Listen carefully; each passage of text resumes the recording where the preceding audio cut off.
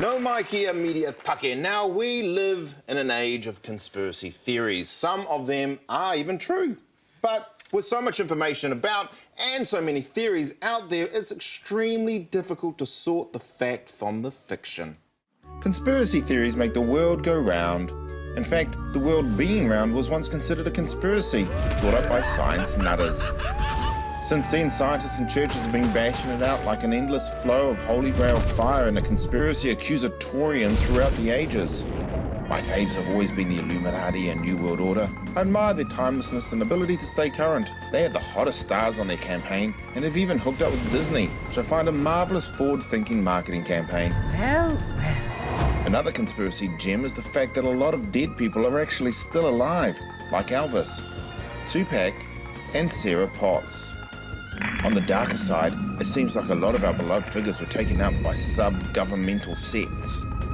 Aliens are always popular and have made themselves at home in the mainstream, though you all know the whole moon thing was a scam. Psychiatrists think that conspiratorial thoughts verge on mental illness. I think they're just trying to push their happy pills. But seriously, when does a healthy dose of suspicion turn into straight-up paranoia?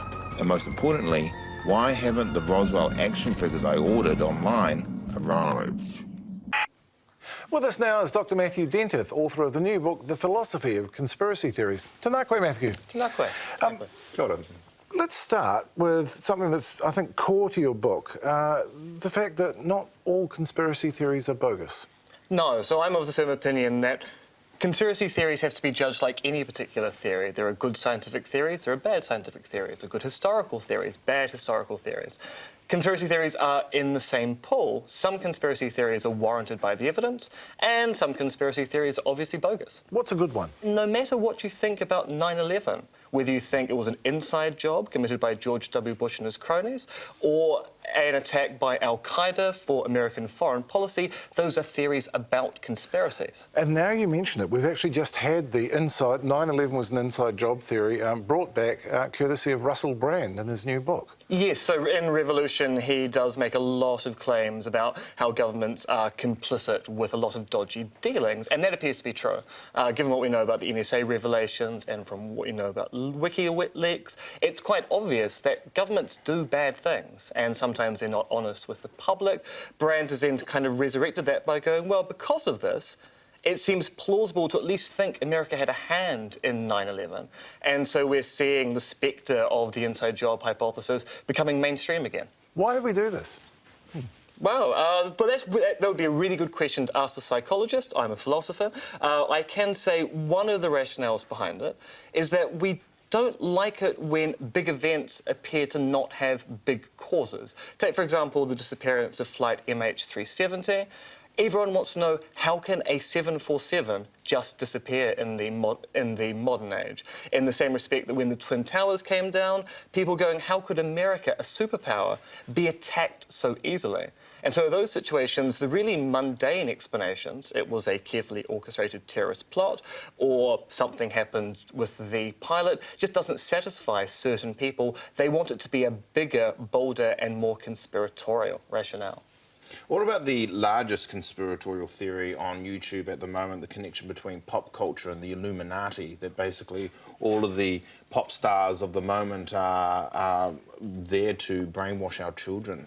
Well, of course, everyone on TV is there to brainwash children, as you know, Toy, being a member of the media. No, actually, I think the thing about the Illuminati here is actually quite fascinating, because I think it's quite obvious that there are set designers and artistic designers associated with pop acts who are quite deliberately using Freemasonic and Templar symbols because they know people are looking for those, and it's driving interest in that particular media phenomena. And when you look at somebody like Noam Chomsky, who a lot of people see as quite a conspiracy theorist, but he's an academic also. Where do you sit with him? So Chomsky and I both agree that governments engage in dodgy dealings all the time.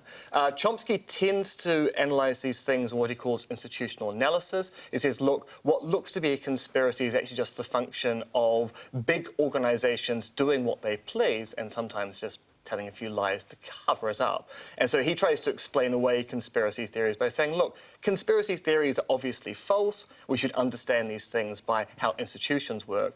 I go, well, no. Actually, saying conspiracy theories are obviously false prejudges the question, because we know there are lots of examples of conspiracies which turned out to be true. There's nothing wrong about being a conspiracy theorist.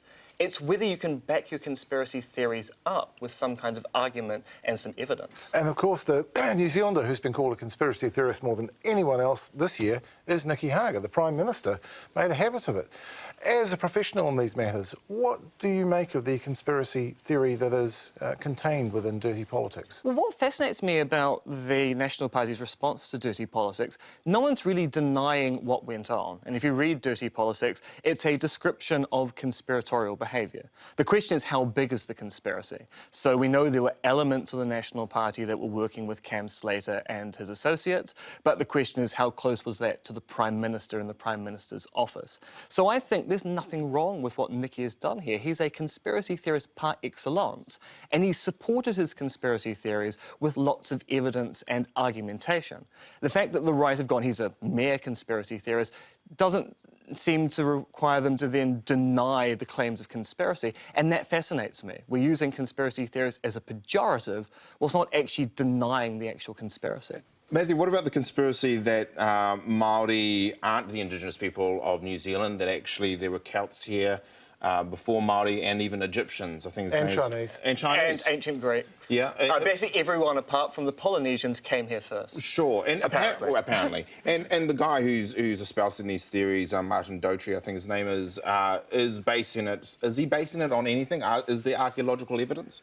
All right, so this gets you into a really tricky thing about what counts as evidence and what doesn't count as evidence. So Dutray finds examples of stone structures throughout New Zealand, and he then goes, look, the only people who could have put these stone structures down were people with a sophisticated understanding of astrology and mathematics. Clearly not Māori. Well, except clearly it was, because A, it fits in with the migration pattern for Aotearoa, and secondly, the Polynesians were some of the greatest navigators the world has ever seen. They had very sophisticated mathematical understandings and astrological understandings. But Dutray's a Eurocentric theorist. He thinks that all these things must have originated all the way back in Europe, and thus their features here can only be explained if Maori learnt them from the Proto-Europeans. Before we ate them. Apparently, yes. I mean, although really that's all they're good for, isn't it? Can we safely call this a racist conspiracy theory? Yes, I think we can, because essentially what Dutray and his associates are doing is denying Maori their own history.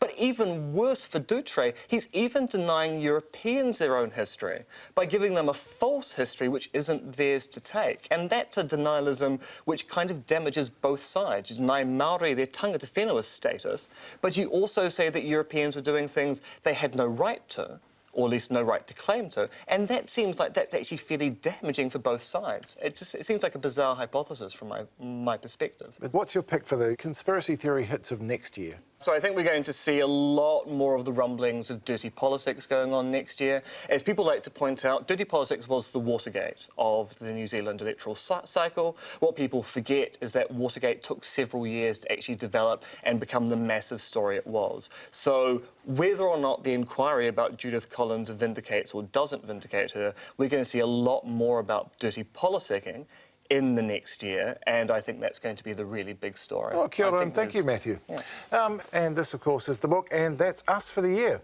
Yes, well, hopefully we'll see you next year. If Māori television hasn't been taken over by the New World Order, we might get another season, Russell. Won't happen. I think we'll be back. And best for the season. Ngā mihi o te wā.